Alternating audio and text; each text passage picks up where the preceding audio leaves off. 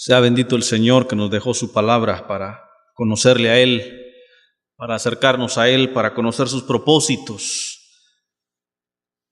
Tenemos una luz, una guía, lámpara es a nuestros pies, su palabra. Venimos caminando en el Evangelio según San Marcos, ya casi al final del capítulo 15, los versículos 42 en adelante. No iniciamos sin antes dar nuestro agradecimiento y saludo a las radios y a los medios que nos permiten llevar su palabra a otros lugares, a otras instancias, a Faro Estéreo en 105.9 del FM y www.radiofaro.es.tl, a Radio Maranata en www.estereomaranata.listentomeshow.com, a Radio Visión en Santa Catarina Mita en 106.9 del FM, a Radio Dios de Pacto en Jersey, Estados Unidos en www.diosdepacto.net y www.radiodiosdepacto.com, a Radio Visión en 101.1 en San Pedro Sula, Honduras, Radio Manantial de Vida en 89.3 en Pueblo Nuevo, Esteli, Nicaragua, a quienes han de escucharnos a través de nuestro canal de YouTube, que el Señor les bendiga, a los hermanos del canal El Buen Pastor TV, canal 5 de Porticable en San Manuel Chaparrón, y al canal cristiano Puro Evangelio de Jesús. Dios les bendiga a todos. Señor, te damos gracias por esta porción de la Escritura que tenemos frente a nosotros hoy. Señor, danos revelación, danos sabiduría para entender esta palabra. No pedimos una revelación nueva, una enseñanza nueva, pedimos que tu Espíritu Santo, Señor, nos recuerde las cosas que nos has hablado en tu palabra. Así dice: os dejo un consolador, el cual os enseñará todas las cosas y os recordará todo lo que yo os he dicho, dice la Escritura. Por eso pedimos, Señor, que hoy tu Espíritu Santo, Señor, nos guíe a toda verdad, Señor, que nos recuerde las palabras que una vez nos fueron dejadas en este libro santo, Señor. Glorifica tu nombre, usa tu siervo, el más pequeño de todos tus siervos. Habla tú, Señor, pastoréanos tú. Este es tu rebaño, es tu iglesia. Tú eres el pastor. Yo, un siervo inútil, Señor, glorifica tu nombre y danos entendimiento de tu palabra en el nombre de Jesús. Amén. Bien, venimos ahí caminando en esta apasionante historia, la historia de Jesús, la historia más linda de todas, la historia que a pesar de los años sigue teniendo honda relevancia en la vida de aquellos que nos atrevemos a creerle. Dice: bienaventurados los que creen. Y nosotros creemos esta palabra, creemos que esta es palabra de Dios, que esta es la revelación de Dios a los hombres, y nos deleitamos en la palabra. Dice así: Jesús es sepultado. Cuando llegó la noche, porque era la preparación, es decir, la víspera del día de reposo, José de Arimatea, miembro noble del concilio, que también esperaba el reino de Dios, vino y entró osadamente a Pilato y pidió el cuerpo de Jesús. Pilato se sorprendió de que ya hubiese muerto, y haciendo venir al centurión le preguntó si ya estaba muerto. E informado por el centurión, dio el cuerpo a José, el cual compró una sábana y quitándolo lo envolvió en la sábana y lo puso en un sepulcro que estaba cavado en una peña, e hizo rodar una piedra a la puerta del sepulcro, y María Magdalena y María, madre de José, miraban dónde lo ponían. Bien, en esta porción nos habla de la sepultura del Señor, da algunos datos al principio con relación al día. Dice que fue en la víspera del día de reposo. Regularmente el día para el israelita cuenta de las 6 de la tarde a las 6 de la tarde del siguiente día. Entonces el sábado para ellos empieza cuando para nuestro entendimiento es viernes a las 6 de la tarde. Digo para nuestro entendimiento, puesto que ni siquiera los calendarios coinciden. Mientras aquí estamos en jueves, digo, allá podría ser domingo hoy. Los calendarios son distintos. Nosotros estamos en el 2017, ellos están en el 5975, creo. creo, todavía tendría que revisar ahí algún tipo de información. No es el mismo calendario. Sin embargo, dice que era en la víspera del día de reposo, el día que ellos guardaban como día de reposo según la ley mosaica. Entonces, este acontecimiento del que se nos habla en este momento, entiéndase, fue viernes. Se habla de que Jesús resucitó al tercer día. Él muere en viernes, primer día, está sepultado el sábado y el tercer día por la mañana está resucitado. Ese es el dato que se nos da. José de Arimatea, miembro noble del concilio, era discípulo del Señor a escondidas. No sé qué tanto pueda considerarse discípulo alguien que lo es a escondidas. Pero el que verdaderamente es discípulo del Señor, tarde o temprano se quita la máscara y dice: señores, yo soy del Señor y doy la cara por Él. Lo mismo, hay gente dentro de las iglesias que dicen ser cristianos, pero tarde o temprano también se les cae la máscara. Total, mis hermanos, no hay nada oculto que no llegue a descubrirse. No hay nada debajo del sol que no llegue a saberse, tarde o temprano. Y se dicen las cosas, pero no vayas a contar, no vas a decir que yo te dije. Y al ratito se saben las verdades. En este caso, José tenía un secreto que de pronto le permitía cierto estatus dentro del concilio, dice, porque era parte de la junta, del grupo de personas que en cierta forma administraban el quehacer levítico en el templo, pero él no se identificó directamente con Jesús. Encontramos otros discípulos a escondidas. Por ejemplo, encontramos el caso de este hombre llamado Nicodemo. Nicodemo dice que sabía de Jesús, le interesaba la enseñanza de Jesús, pero como quería mantener también escondidas las cosas, le buscó de noche, dice, y le preguntó al Señor qué le hacía falta a él para ser salvo. Sin embargo, Nicodemo era maestro de la ley, maestro de Biblia, pero en su corazón sabía que no era salvo. La historia de Nicodemo, pues usted y yo la conocemos, nada más hacía referencia al hecho de que él también le seguía a escondidas.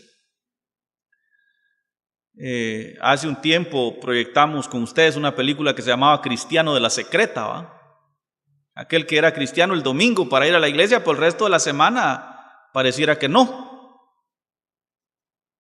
Aquel que trata de aparentar una cosa en la iglesia, pero en la calle se pone nuevamente la máscara. Hace unos años un grupo cristiano, no sé hasta dónde, llamado Vox Dei, popularizó un canto que se llamaba Quítate la máscara, precisamente por ese tipo de cristianos. Gente que viste como cualquier otro en la calle, pero para venir a la iglesia se viste muy decente. Y mire, mejor es que se quite la máscara, mejor es que usted sea transparente. A Dios no lo va a engañar. El caso de José de Arimatea era un caso bueno en el sentido de que lo que él escondía no era malo. Lo que es bueno cuando se descubre, bendito sea Dios. Pero y aquel que esconde lo malo, tarde o temprano se le descubre. Tarde o temprano se caen las máscaras.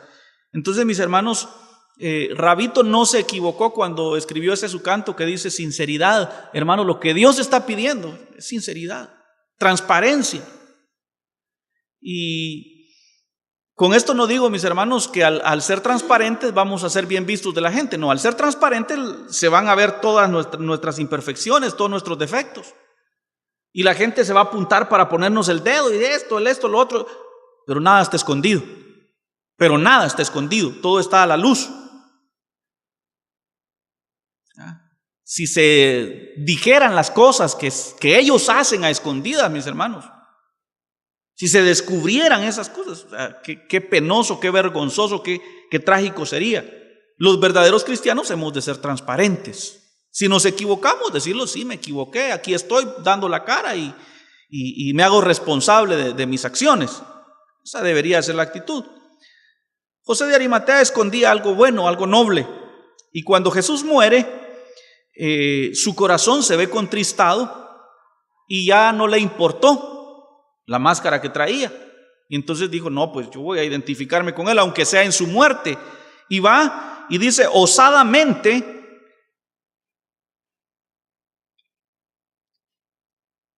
entró a donde estaba Pilato y le pidió el cuerpo de Jesús. Cuando dice osadamente, porque no tenía el derecho, pero se fue a meter hasta donde el gobernante y le dijo, deme ese cuerpo, yo lo voy a sepultar. Dice que José de Arimatea esperaba el reino de Dios. En otra de las porciones paralelas, de Mateo 27, 57 al 61, o Lucas 23, 50 al 56, encontramos que dice que José de Arimatea era un discípulo en secreto. Aquí dice que esperaba también el reino de Dios. Y como esperaba el reino de Dios, cuando supo del Mesías, cuando supo de Jesús, formó su concepto y dijo, Él es el Mesías. Y ahora que está muerto, dice, me voy a identificar con Él, y lo pide para sepultarlo. Un detalle importante con respecto a Jesús es que no tuvo posesiones en esta tierra. Aún la tumba donde fue sepultado fue una tumba prestada. José de Arimatea había cavado una tumba para sí, había preparado, como hoy algunos preparan su panteón, ¿verdad? Él había preparado su panteón, su tumba, donde lo iban a sepultar, y cuando supo de la muerte de Jesús, él donó aquel lugar para que ahí se pusiera el cuerpo del maestro. Jesús no nace como pasa con los niños de hoy, que ya papá y mamá le tenían una cuna preparada, que ya le tenían ahí sus trajecitos, sus cositas. Jesús nace en una situación bien deplorable, si se puede decir así.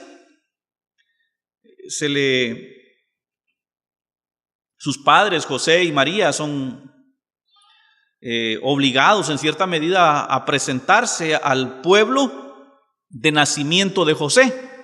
Ahí estaba sentada la partida de nacimiento de José, ahí tenía que ir a empadronarse. Y se hizo un censo, no pasaban los del INE haciendo el censo, sino que uno tenía que ir. Y cuando dice empadronarse, no era lo que hoy se hace de tener un número para votar, sino que era ir a llenar los datos del censo. Y llegan a Belén de Judea, donde había nacido José, donde estaba su partida de nacimiento, por decirlo así, y ahí entra en labor de parto María. Quizá es una historia tan conocida, tan desgastada, pero nunca perderá su valor. Y por eso vale la pena recordar que José y María habían sido víctimas de señalamientos. Ese hijo no es de José, decían. En efecto, no era hijo de José, era obra del Espíritu Santo, pero a ella la tildaban de ramera. Y él tan tonto que se hizo cargo.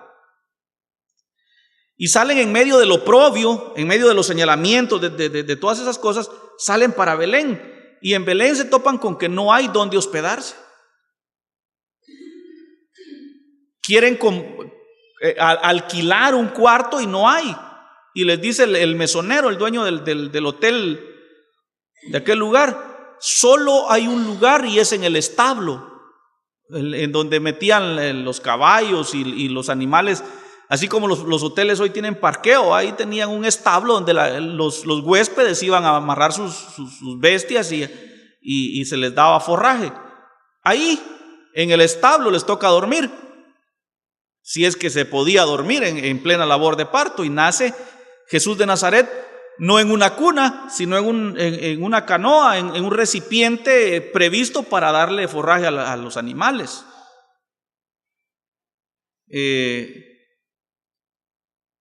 Predica desde una barca prestada, muere en una cruz que no era la de él, y ahora es sepultado en una tumba que no era la de él. Cuando un cierto personaje se le acerca a Jesús y le dice: te seguiré a donde quiera que vayas, Jesús le dijo: las zorras tienen cuevas y las aves tienen nidos donde poner sus polluelos, pero el Hijo del Hombre no tiene dónde recostar su cabeza. Y el llamado para nosotros hoy, mis hermanos, es un llamado a seguir a un Cristo que no tiene posesiones materiales que ofrecernos.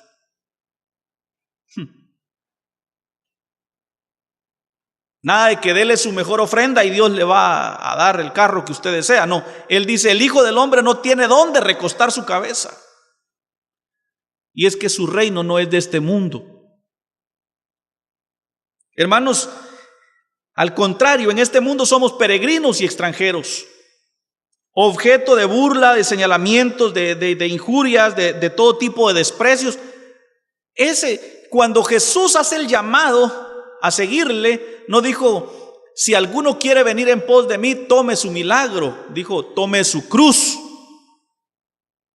y sígame. Si alguno quiere venir en pos de mí, declárese sano, no dice.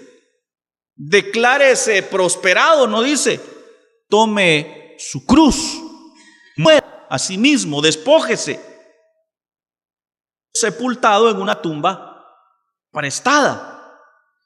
Pilato se sorprendió de que Jesús ya estuviera muerto para esas horas, e hizo venir al centurión y le preguntó si ya estaba muerto, e informado por el centurión le dio el cuerpo. Estos dos versículos confirman en cierta medida que en efecto Jesús estaba muerto clínicamente. Se levantó el rumor de parte de los soldados patrocinados por los principales sacerdotes y los escribas. Les dijeron: si alguien viene, cuando Jesús resucitó, si alguien viene y les pregunta qué pasó, digan que sus discípulos vinieron y lo sacaron. ¿Ah? Y si el emperador quiere hacerles algo a ustedes por haber dejado que secuestraran el cuerpo, entonces nosotros vamos a dar la cara por ustedes. Y les untaron la mano con dinero para que no se divulgara que Jesús resucitó. Algunos hasta el día de hoy dicen que Jesús no murió clínicamente.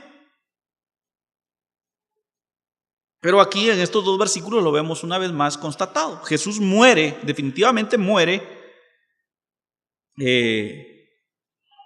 y es sepultado. De tal manera que precisamente hoy se me hacía esa pregunta: ¿cuánto tiempo pueden tener un cuerpo muerto en casa? Y le decía yo: 24 horas. ¿Pero por qué 24 horas? O sea, ¿porque en esas 24 horas va a resucitar? No, porque en 24 horas es el tiempo máximo antes de que un cuerpo empiece a podrirse, a soltar hedor y a engusanarse. No es por otra razón. En realidad, para que el cuerpo muera, mis hermanos, bastan 5 minutos sin que no llegue oxígeno al cerebro, y el cerebro se atrofia, definitivamente no se puede vivir. Tal es el caso de pacientes que están conectados a mecanismos hechos por los hombres, cuando su cerebro ya está muerto, y hacen funcionar el corazón, los pulmones y todo mediante impulsos eléctricos de ciertas máquinas, pero su cerebro está muerto. Entonces, si Jesús muere viernes por la tarde, para el sábado en la tarde definitivamente el cuerpo tenía que haberse empezado a podrir. Por no decirles, si Él muere a las 3 de la tarde, como dice la Escritura, para las 4 de la tarde su cerebro estaría muerto, completamente muerto. ¿Por qué me empeño, mis hermanos, en señalar que Jesús está muerto? Porque por un lado, mis hermanos, la muerte de Jesús es la vida de nosotros. Su muerte, mis hermanos, asegura que nosotros tenemos vida eterna en el Señor. Y es importante que estemos claros de esos detalles. Dice que acostumbraban que para acelerar la muerte de los crucificados les quebraban las piernas. Sin embargo, una profecía de Isaías dice que ni un hueso de él sería quebrado. En los Salmos también aparece otra vez esta profecía. Entonces, providencialmente, uno de los soldados, para constatar que él está muerto, dice que traspasa su costado en la parte de abajo de la costilla con una lanza, y dice que vertió sangre y agua. Está comprobado, mis hermanos, que la única forma de que al hacer la necropsia de un cuerpo muerto vierta sangre y agua es que esa persona haya muerto por un sufrimiento, por una pasión, por un amor o por un sentimiento demasiado profundo. Yo me atrevo a decirles, mis hermanos, que Jesús no murió por los clavos, por la lanza en su costado, por la corona de espinas, ni los látigos en su espalda. Jesús murió de amor. Hay un libro de Josh McDowell que se llama Evidencia que exige un veredicto. Este señor Josh McDowell es un investigador periodístico y se dispone a hacer una investigación acerca de la muerte de Jesús. Y después de todo un libro, él llega a la conclusión de que Jesús muere de amor.